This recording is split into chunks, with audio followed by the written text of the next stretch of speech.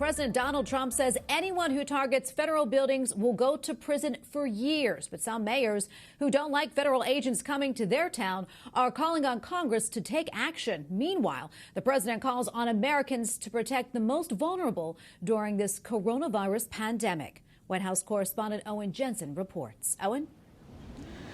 Tracy, here at the White House, President Trump is not backing down on his calls for law and order, especially in Portland, where they've seen weeks now of unrest.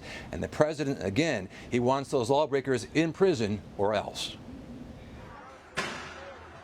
Night after night in Portland, demonstrators clash with law enforcement. Come on, we're getting an ambulance now.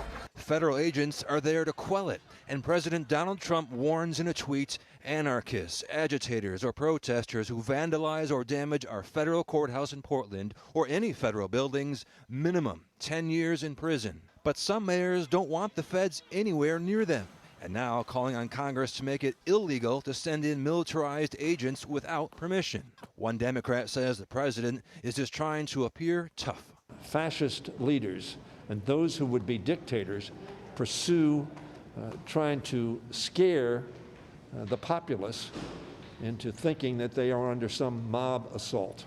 Meanwhile, the pandemic. In Queens, New York, people who lost their jobs in restaurants or construction waiting in line for food. It's going to be a long struggle. The president urged Americans Monday to protect the most vulnerable. We also strongly urge citizens to take extra precautions to shield those at highest risk, which are, in most cases, in many cases, the elderly, especially the elderly with medical problems such as heart or diabetes. And he emphasized vigilance, speaking directly at young people.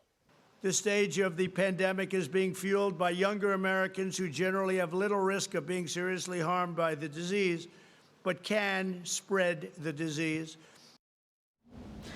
Also, one major school union is telling its employees, more than 1 million of them, school teachers, that they can go on strike if they don't feel that schools will be safe to reopen this fall. And by the way, President Trump, as you know, has been adamant about kids getting back into the classroom.